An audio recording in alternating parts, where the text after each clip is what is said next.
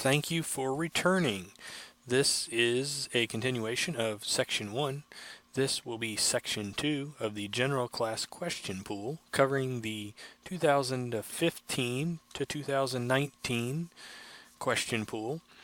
The question pool will change in the middle of 2019. These slides were developed on behalf of the Clay County Area Amateur Radio Club, located in Illinois.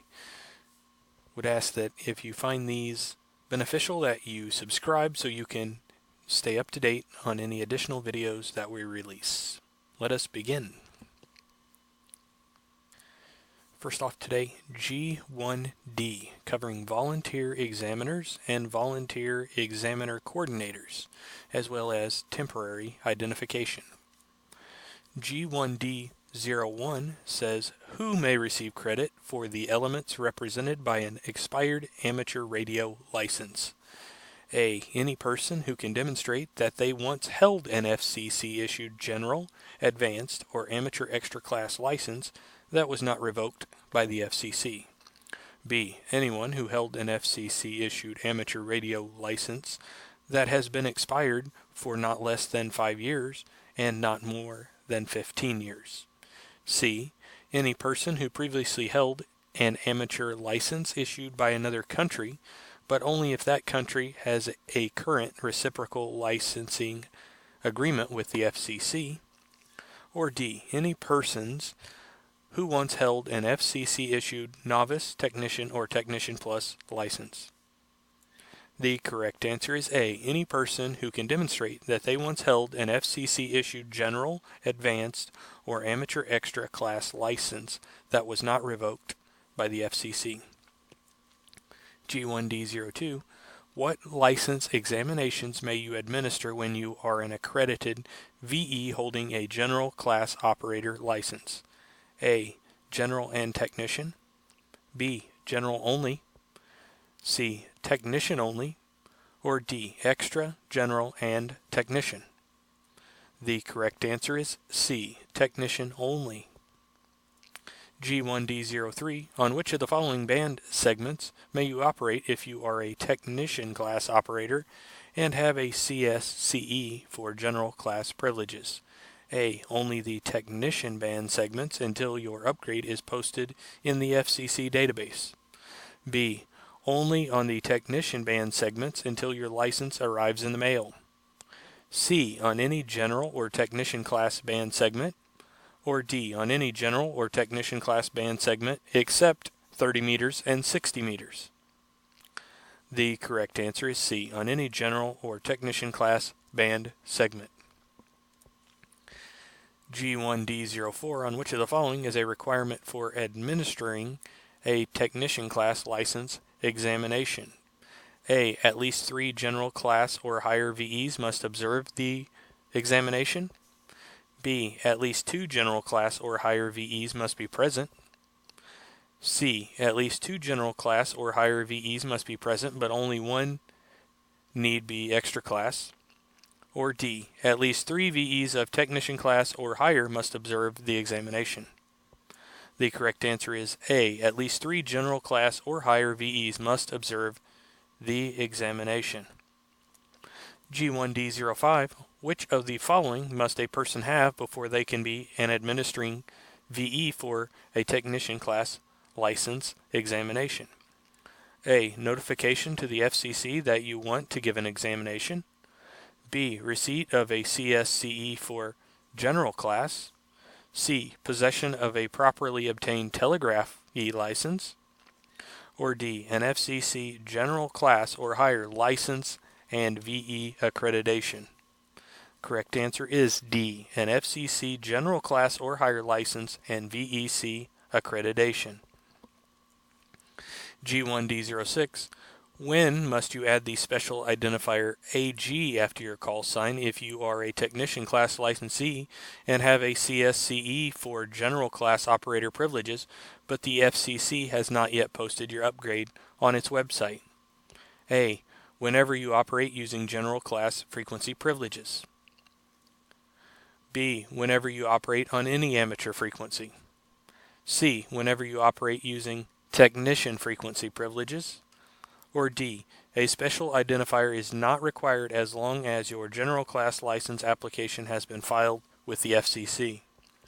Correct answer is A, whenever you operate using general class frequency privileges. G1D07, volunteer examiners are accredited by what organization? A, the Federal Communications Commission. B, the Universal Licensing System. C, a volunteer examiner coordinator. Or D, the Wireless Telecommunications Bureau. Correct answer is C, a volunteer exam coordinator. G1D08, which of the following criteria must be met for a non-U.S. citizen to be accredited volunteer examiner? A, the person must be a resident of the U.S. for a minimum of 5 years. B, the person must hold an FCC-granted amateur radio license of general class or above. C, the person's home citizenship must be in ITU Region 2. Or D, none of these choices is correct. A non-U.S. citizen cannot be a volunteer examiner. Correct answer is B, the person must hold an FCC-granted amateur radio license of general class or above. G1D09, how long is a certificate of successful completion of examination, also known as CSCE, valid for exam element credit? A, 30 days. B, 180 days. C, 365 days. Or D, for as long as your current license is valid. Correct answer is C, 365 days.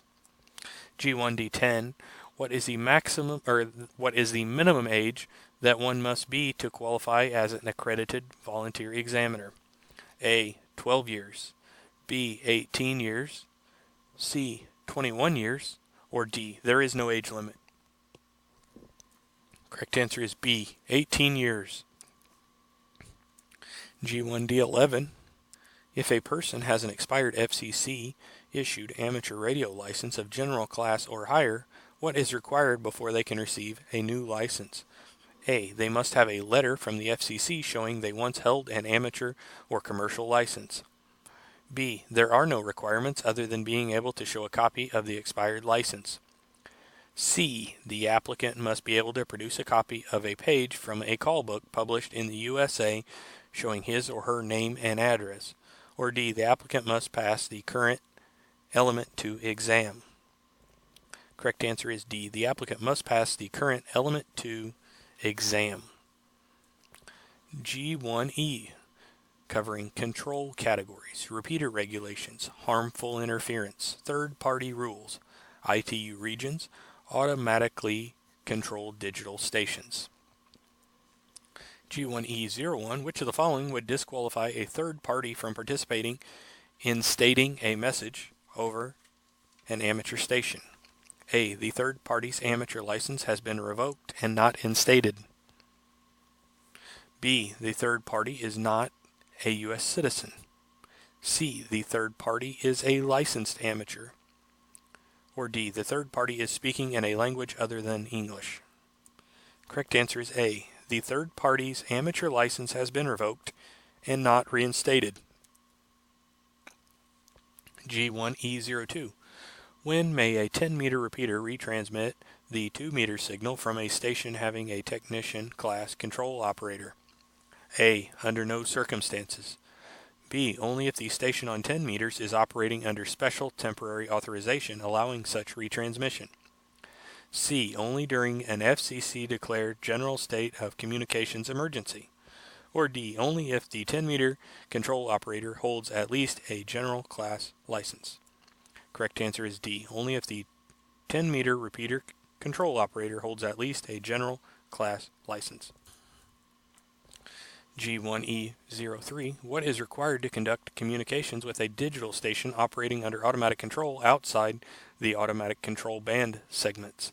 A, the station initiating the contact must be under local or remote control. B, the interrogating transmission must be made by another automatically controlled station. C, no third-party traffic may be transmitted. Or D, the control operator of the interrogating station must hold an amateur class license, an extra class license. Correct answer is A. The station initiating contact must be under local or remote control. G1E04. Which of the following conditions require a licensed amateur radio operator to take specific steps to avoid harmful interference to other users or facilities? A. When operating within 1 mile of an FCC monitoring station. B. When using a band where the amateur service is secondary. C. When a station is transmitting SPED spectrum emissions. When a station is transmitting spread spectrum emissions. Or D. All of these choices are correct. Correct answer is D. All of these choices are correct. G1E05. What types of messages for third party in another country may be transmitted by an amateur station? A. Any message as long as the amateur operator is not paid. B. Only messages for other licensed amateurs. C. Only messages relating to amateur radio or remarks of personal character or messages relating to emergencies or disaster relief. D. Any messages as long as the text of the message is recorded in the station log. Correct answer is C. Only messages relating to amateur radio or remarks of a personal character or messages relating to emergencies or disaster relief. G1E06. Which of the following applies in the event of interference between a coordinated repeater and an uncoordinated repeater? A. The licensee of the uncoordinated repeater has primary responsibility to solve the interference. B. The licensee of the coordinated repeater has primary responsibility to resolve the interference. C. Both repeater licensees share equal responsibility to resolve the interference. Or D. The frequency coordinator bears primary responsibility to resolve the interference. Correct answer is A. The licensee of the uncoordinated repeater has primary responsibility to resolve the interference. G1E07. With which foreign countries is third-party traffic prohibited except for messages directly involving emergencies or disaster relief communications? A. Countries in ITU Region 2. B. Countries in ITU Region 1. C. Every foreign country unless there is a third-party agreement in effect with the country.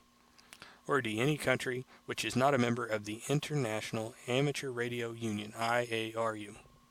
Correct answer is C. Every foreign country unless there is a third-party agreement in effect with that country. G1E08. Which of the following is a requirement for non-licensed persons to communicate with a foreign amateur radio station from a station with an FCC-granted license at which the FCC license control operator is present? A. Information must be exchanged in English.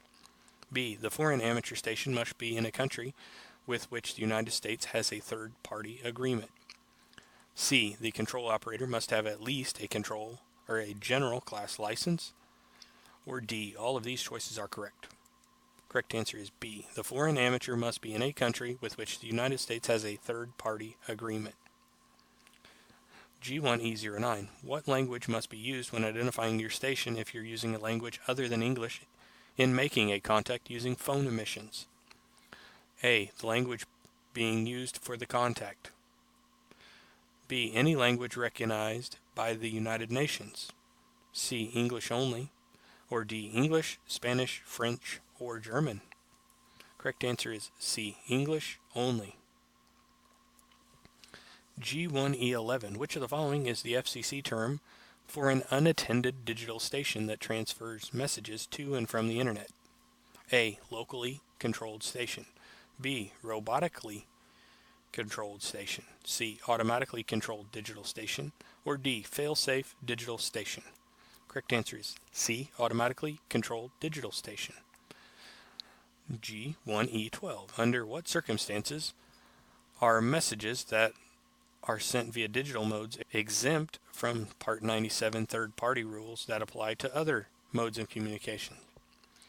A. Under no circumstances. B. When messages are encrypted. C. When messages are not encrypted. D. When under automatic control. And the correct answer is A. Under no circumstances. G1E13. On which bands may automatically controlled stations transmitting RTTY or data emissions communicate with other automatically controlled digital stations. A. On any band segment where digital operation is permitted. B. Anywhere in the non-phone segments of the 10 meter or shorter wavelength bands. C. Only in the non-phone extra class segments of the band. Or D. Anywhere in the 1.25 meter or shorter wavelengths band and in specified segments of the 80 meter through 2 meter bands. Correct answer is D. Anywhere in the 1.25 meter or shorter wavelength bands and in specified segments of the 80 meter through 2 meter bands. Going to sub-element G2, covering operating procedures. 5 exam questions come from the 5 groups in this section. First off, G2A, phone operating procedures. Upper sideband and lower sideband conventions, procedural signals, breaking into a contact, and Vox operations. G2A01, which sideband is most commonly used for voice communications on frequencies of 14 MHz or higher? A. Upper sideband, B. Lower sideband, C. Vestigial sideband, or D. Double sideband. Correct answer is A. Upper sideband. G2A02. Which of the following modes is most commonly used for voice communications on the 160 meter, 75 meter, and 40 meter bands? A. Upper sideband, B. Lower sideband, C. Vestigial sideband, or D. Double sideband. Correct answer is B. Lower sideband. G2A03. Which of the following is most commonly used for SSB voice communications in the VHF and UHF bands? A. Upper sideband, B. Lower sideband, C. Vestigial sideband, or D. Double sideband. Correct answer is A. Upper sideband. G2A04. Which mode is most commonly used for voice communications on the 17 meter and 12 meter bands? A. Upper sideband, B. Lower sideband, C. Vestigial sideband, or D. Double sideband. Correct answer is A. Upper sideband. G2A05. Which mode of communication is most commonly used on the HF amateur bands? A. Frequency modulation, B. Double sideband, C. Single sideband, or D. Phase modulation.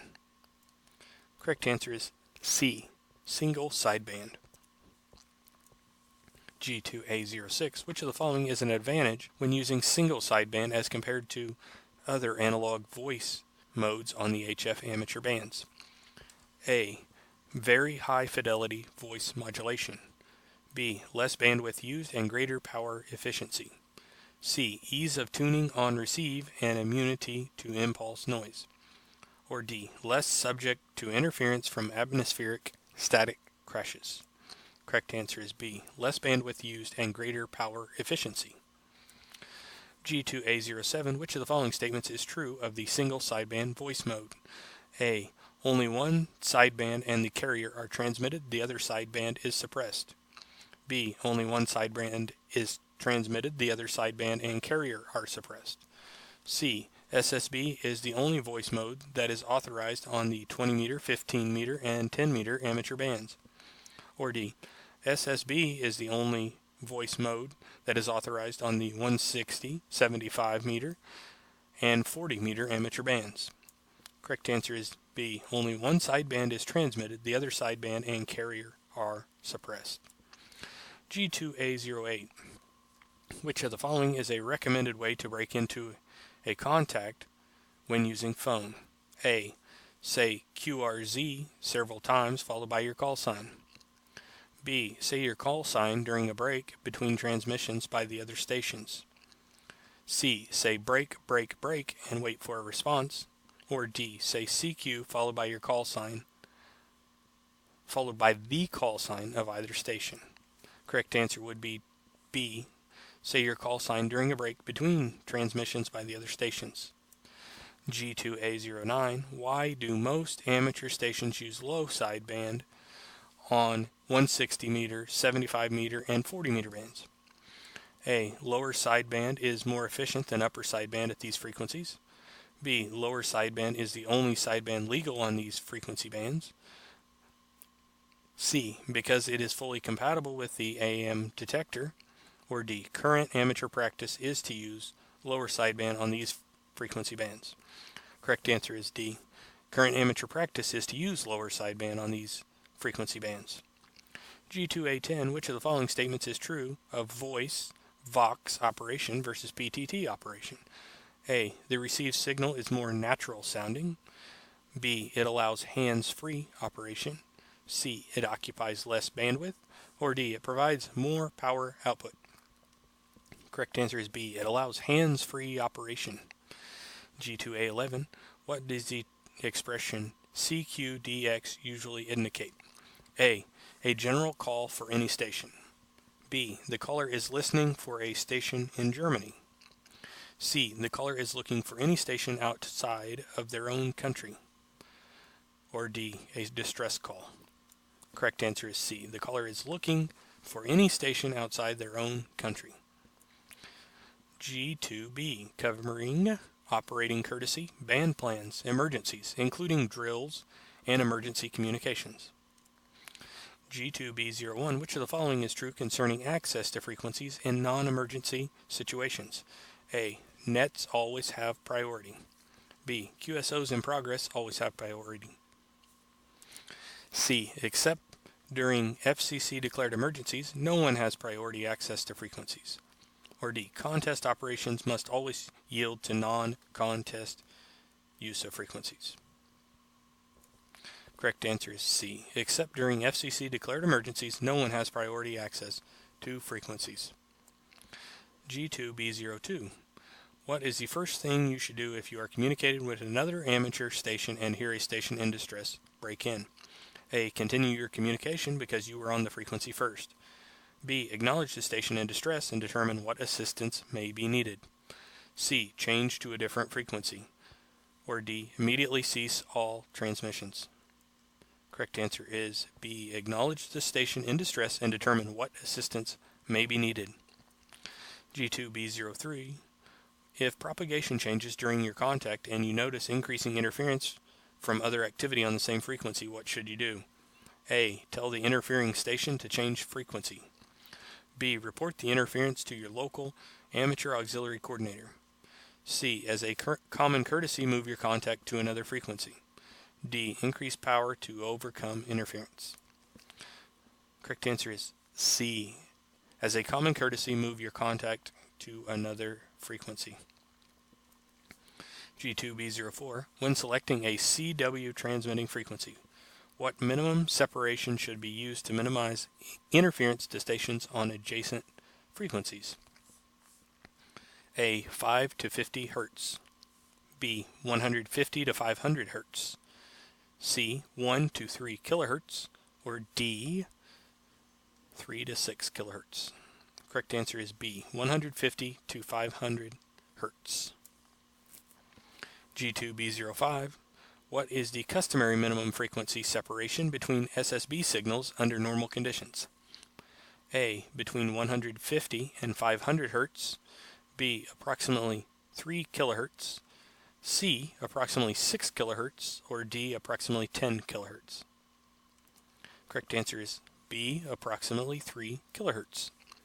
G2B06. What is the practical way to avoid harmful interference on an apparently clear frequency before calling CQ on CW or phone? A. Send QRL on CW followed by your call sign, or if using phone, ask if the frequency is in use followed by your call sign. B. Listen for 2 minutes before calling CQ. C.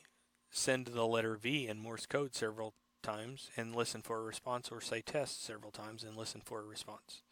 Or D. Send QSY on CW, or if using phone, announce the frequency is in use, then give your call and listen for a response. Correct answer is A. Send QRL on CW followed by your call sign, or if using phone, ask if the frequency is in use followed by your call sign. G2B07. Which of the following complies with good amateur practice when choosing a frequency on which to initiate a call? A. Check to see if the channel is assigned to another station. B. Identify your station by transmitting your call sign at least 3 times. C. Follow the voluntary band plan for operating mode you intend to use. Or D. All of these choices are correct. The correct answer is follow the voluntary band plan for the operating mode you intend to use. C. G2B08. What is the DX window in a voluntary band plan? A. A portion of the band that should not be used for contacts between stations within the 48 contiguous United States. B. An FCC rule that prohibits contacts between stations within the United States and possessions in that portion of the band. C. An FCC rule that allows only digital contacts in that portion of the band. Or D. A portion of the band that has been voluntarily set aside for digital contacts only. Correct answer is A. A portion of the band that should not be used for contacts between stations within the 48 contiguous United States. G2B09. Who may be the control operator of an amateur station transmitting in RACES to assist relief operations during a disaster? A. Only a person holding an FCC-issued amateur operator license. B. Only a RACES net control operator. C. A person holding an FCC-issued amateur operator license or an appropriate government official. D. Any control operator when normal communications are operational. Correct answer is A. Only a person holding an FCC-issued amateur operator license. G2B10. When may the FCC restrict normal frequency operations of amateur stations participating in RACES? A. When they declare a temporary state of communications emergency. B. When they seize your equipment for use in disaster communications. C. Only when all amateur stations are instructed to stop transmitting. Or D. When the President's war emergency powers have been invoked. Correct answer is D. When the President's war emergency powers have been invoked.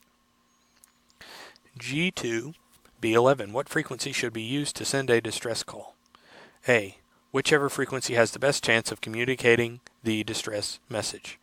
B. Only frequencies authorized for RACES or ARES stations. C. Only frequencies that are within your operating privileges. Or D. Only frequencies used by police, fire, or emergency medical services. Correct answer is A. Whichever frequency has the best chance of communicating the distress message. G2B12. When is an amateur station allowed to use any means at its disposal to assist another station in distress?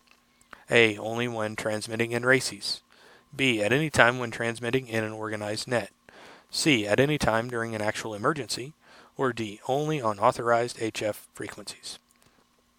Correct answer is C. At any time during an actual emergency. Alright, and that concludes section 2, which was a little bit longer. Again, if you have not subscribed, I would encourage you to subscribe so that you're notified as the new videos come out. We should be releasing some every few days until I have the general class all released. And again, thank you for joining us, and hopefully you are finding these beneficial.